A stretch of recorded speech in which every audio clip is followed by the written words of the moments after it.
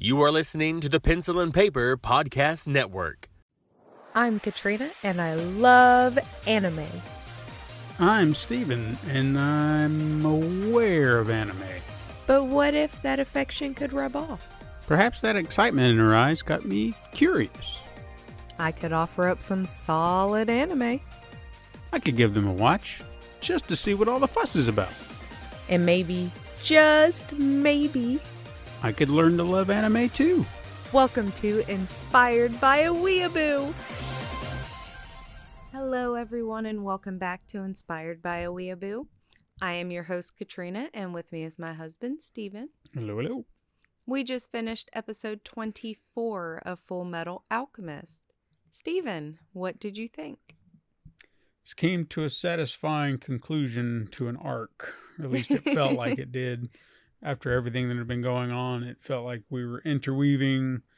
And granted, I know that certain story elements were put to rest earlier, but this felt like it was the last bit of everything that's been going on and just kind of capped it off nicely, you know? Mm-hmm. So this would have been the end of the movie, in a way. But still planting seeds for another movie, if there were another movie. But it's a show. We know where it's going. So we see Scar recovering back at the, I guess, shanty town is what we kind of decided it was. Just this little place where the Ishbalan people were hanging out and kind of claimed refuge in some way. And suddenly the town is attacked by the prisoners. No. Well, by mercenaries. I thought one of them was. Or was it a different group? No. Okay, well, they're attacked by mercenaries. The reason I'm saying that is I'll come back around to. This is what but then we get a recap about the brothers where we kind of last left them. And I actually want to point this out because I didn't mention this last episode, was that Winry she acted like she knew what Ed was going to say to him. Mm-hmm. And I thought that was an interesting wrinkle, but obviously it gets dealt with in this episode. Yeah. So we find out what it is, but it was interesting that she kind of knew that, which meant that he had confided in her at some point and probably talked it out with her. Mm-hmm. So going back to what Hugh said, anytime they got a problem, what do? They come to her. So he has done that clearly at one point or another. But Al is wandering the streets, kind of pondering is he real? Is he not? That kind of thing. Mm-hmm. And he eventually runs into the two little Ishbalan boys who we saw earlier with Scar, and we met a few episodes back when we saw Scar at that town. And Al decides to go back with them to where they're now hiding out, which looks to be just a sewer. Yeah.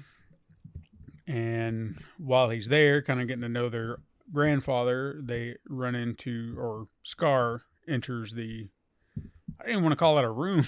Yeah.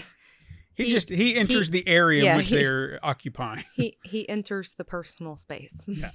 So after he appears, Al's like, "Oh, Scar, it's you," and they kind of have their little back and forth. No, I mean, they're not really mad at one another. They just kind of... Scar still got his beef with Ed.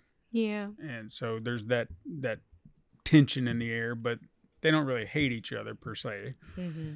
But he mentions that, their new, or where they were living, has now been attacked and has been destroyed. So now they're hiding out here. Mm-hmm. And then Al, or Ed... God damn, not Al or Ed. Scar. There's way too many names I'm trying to keep up with here. Scar asks about Ed, to which Al replies he doesn't really give a damn. Yeah. And Scar's a little taken aback by that. He's like, all right, well, if that's the case, fine. I don't have to worry about it anymore. So he thinks that just puts a bigger target on Ed's back because Al doesn't give a shit anymore. Meanwhile, as they're kind of discussing all this, the little boy, again, brothers. What did I say? That's the other pair of brothers I forgot. More brothers. Yep. So more now brothers. the younger brother realizes that he lost a locket that he had, and he remembered when he was running after they'd stole some food before they ran into Al that he kind of tripped and fell, and it fell off. So they wanted to go back to where he possibly dropped it and see if they could find it, even though the older brother thinks that it's pointless because the locket came from their mother. And clearly, the older brother has some beef with his mom. Yeah. Like, he says she didn't care about his bride. So they just decide to go find, or the boys go after the locket, and then Scar and Al decide to go after them, just to kind of keep an eye on them, watch them, help them, what have you. And they eventually find them in the alleyway, but they kind of have a little back and forth before they run into them, just kind of asking about where they're at right now, and Al kind of digging for answers a little bit, like, what do you think of me? Yeah. You think I'm real? Like, he's reaching out to whomever else. He's like, do you think I'm real? And before he really gets to go into great detail about it and what he thinks, they run into the boys. Scar finds the locket, and they decide they're going to go back, but we realize that they are being watched. And they're being followed, and there's some person on the phone with one of these people. Did you not recognize her? Well, was this the woman that King Bradley's right hand? Okay. King Bradley's assistant. I wasn't sure because we keep seeing her in spurts. Yeah. We see her a fragment here, a fragment there. It's kind of reason for that too. Yeah, well, they seem like they're building up very slowly to a big reveal for her, because we got a lot more with very, very little. But anyway, she was on the phone with one of these mercs. She says, follow them. So they get back, or as they're getting back to the sewer, the older brother's pretty much continuing to bitch about the mom, saying that she didn't care. Al's kind of trying to relate to it, and like, yeah, you know, I guess maybe that's real or whatever. And I don't know. He's trying to connect dots that I don't really see how that works, but he was trying to relate to what the boy was saying in some way. Then the mercs attack once they get back into the sewer. Al does his damnedest to defend him, but the mercs take off with the little boy. And apparently they were told to kidnap the little boy. We find out. So Al calls Roz to kind of give her the 411 on everything, but doesn't reveal where they're at or what they're doing. Just kind of gives her the skinny, and then that's about it. Well, so gets information. Yeah, gets information. And then the group heads out after the little boy to try and rescue him. Roz, meanwhile, then calls Winry and tells her what she knows, but it's a very brief conversation, so we just assume that most of the details were shared. Then we see the older boy kind of flesh out a little bit more as they're kind of on their way to rescue his brother. The older boy recounts the memory that he has of his mother to think that she doesn't care. And what we see is this seemed to happen during the Ishbalan War. The brothers are sitting on the steps of their house. The little brother seems to be asleep, laying in his older brother's lap. And then the door is kicked in. There are soldiers standing in front of them. And then the older brother looks up the stairs and he sees his mom, who looks terrified. And then she just bails out off into another room, which then in turn explodes. So in his mind, she saw the situation, and as opposed to protecting her children, she just was attempting to save herself and just bailed out. Yeah. So, yeah, I kind of see that, but I was feeling in that moment, I was like, well, there's got to be more, but I don't know what it could be. But surely to God, she just didn't leave her children to die. Yeah. Because, that just seemed cold. So I got where the little boy was coming from, or the older brother. They find the mercs, jump in and attack. And as they're fighting. This is why I was thinking that these were the prisoners, is because Butcher is with this group. Yes, because he said that they hired him. Okay. See, I missed that part. Okay, so he's with this mercenary group, and he immediately goes after Al. It's like, oh yeah, here we go. Like he's just ready to start fucking with him again, and lays in just immediately, starting in with his nonsense. You're not real. You're not real. Woo, woo, woo, woo, woo. Just trying to get all in there, and as he's digging deep, doing his little mind fuckery, Ed appears and attacks, blocks, and Al's like, what are you doing here? And he's like, what do you mean what we're doing here? Winry's there. She's like, come on, man. Of course we're coming after you. What, you stupid? And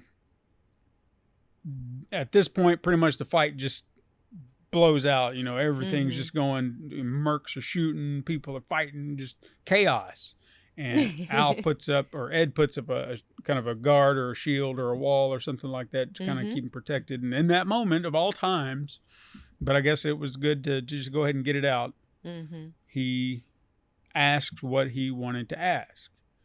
And it was a very simple question.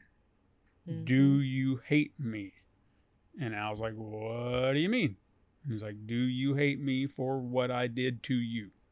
That's what the guilt that he's been living with, is thinking that Al has hated him for all this time. And that also relates back to the last episode, and thinking that he let him down.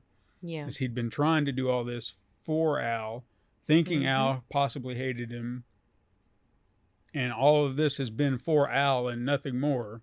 And he's thought all this time, for years, that Al resented him for doing what he did. And Al's like, no, absolutely not. And he goes into fight mode and knocks out Butcher, or at least he was coming down on him. And it's almost like the air was cleared at that moment, like for Al. Yeah. Like he just figured it out. Like he said, he could never hate him. Right. So the fights continue. Scar fights a merc, and meanwhile Ed captures all the others. Made him a nice little cage to lock them all up into. But it was in that moment, this is the other wrinkle to it that I thought was interesting. But again, we know why. This is why I wasn't putting two and two together, is that when he realized that Ed was a state alchemist, he's like, hey, no, wait, we're working for you. And no one really went too deep on that. Ed kind of just, no one questioned it. Well, he said we're on the same side. Yeah. And Ed kind of gave a look of like shock. Yeah, like what do you mean? But yeah, they didn't really get a chance to question it. Sure. Because everything goes off the rails. Butcher comes back in just out of nowhere, goes to attack Ed, and Al goes to protect him, but then Scar's like, no, it's my turn. And he obliterates Butcher. Well, the bottom half. It takes him a second to completely go away. But yeah. He did look like he was kind of disintegrating. Yeah. Yeah. Slowly. So once he kind of splits in half, and like the other half of his body is like grabbing onto one of the other mercs, and then eventually the disintegration takes his seal, and Butcher's dead. As far as I know. Yeah. Because sometimes I think someone's dead and they come back. So as he got destroyed, shrapnel went everywhere, and shrapnel hit that little boy.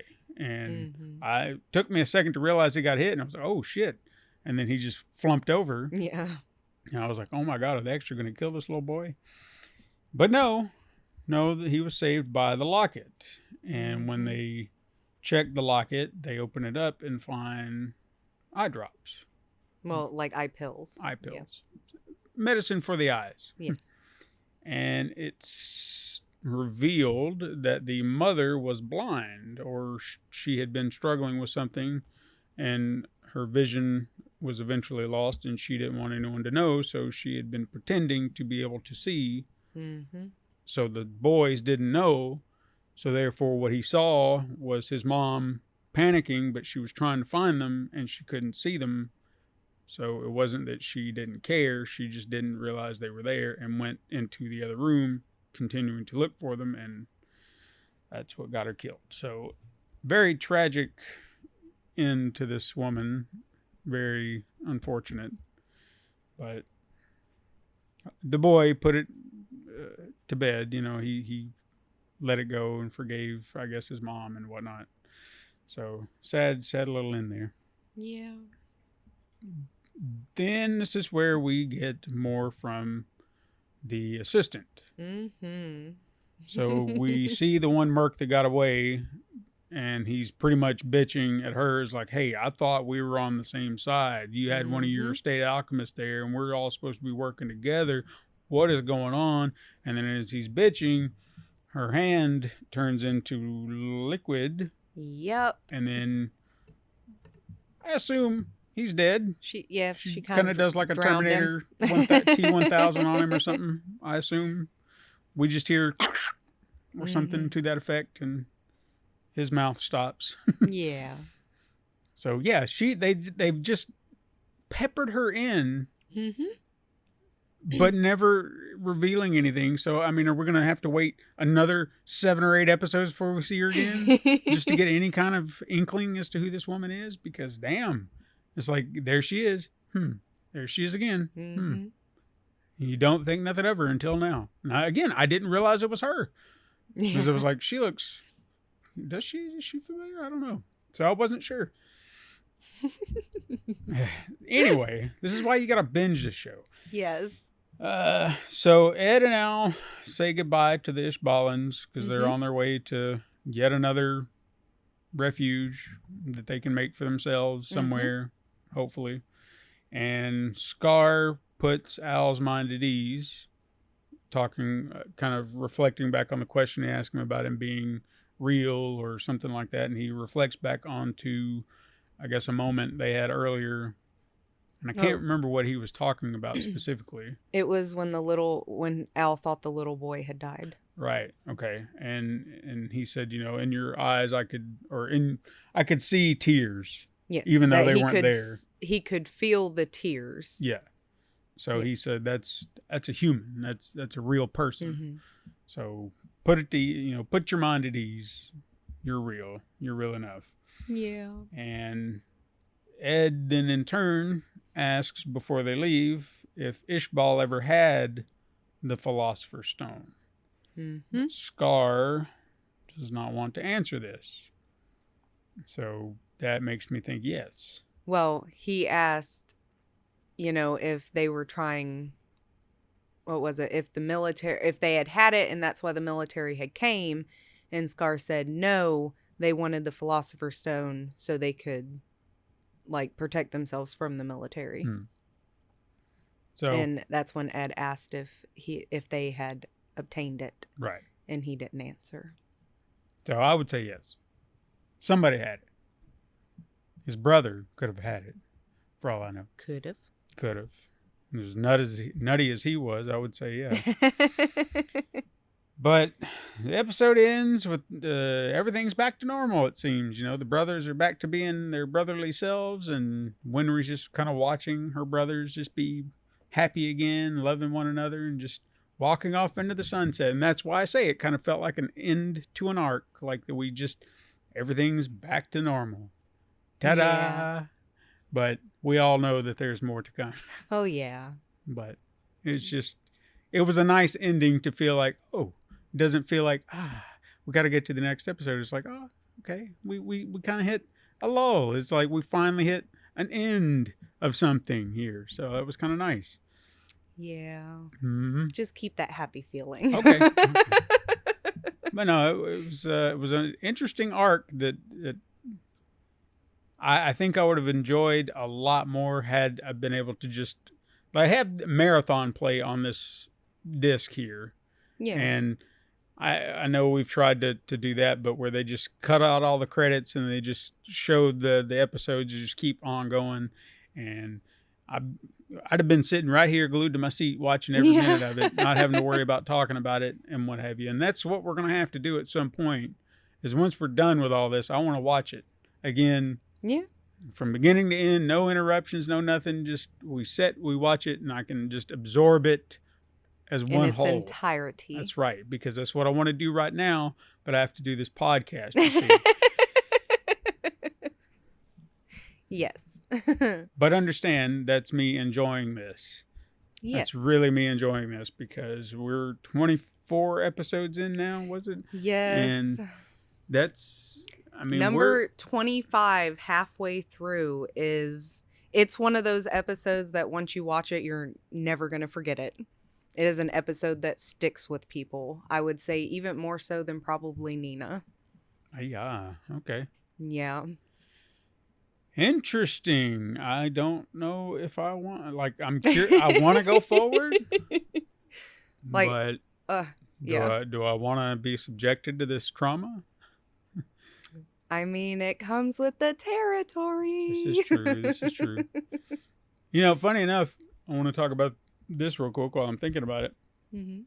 It's so to set up all these episodes, I have to search for the episode descriptors because I don't do much more than that. We're following each episode as they go and their titles, making sure I got the titles correct. But it's really hard not to want to dig in further because I don't want to spoil anything. Yeah. But I have questions and I want to dig, and I'm doing my damnedest not to dig. Don't dig. You're Like, not allowed to spoil it. Like, I've even considered, like, if I was to watch the movie, how far in would that go? Like, what would be spoiled for me if I was to watch the movie? Not that I want to. I'd say a lot would be spoiled for you Okay. if you watched the movie. I don't know. I want more of this, but I'm constrained. My hands are tied, and I'm trying to adhere to that. So I'm interested. I'm intrigued, and I want to watch more. So let's just watch more. I guess that's what we're gonna have to do. Watch more. Well, why don't you, lead us out so we can get to it? Weebs, be like me and watch the show, and then tell all your friends who like anime who have not watched the show that they need to watch the show. And if they're not convinced, to go listen to the show on their favorite podcasting platform, wherever they listen to their podcasts, we're everywhere.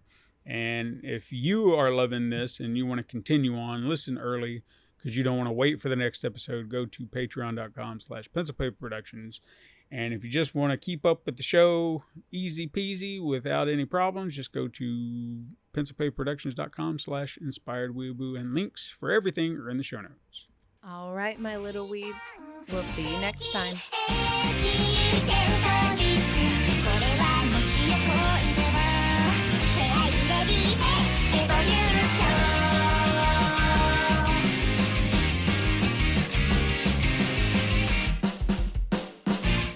This has been a Pencil and Paper Podcast Network production.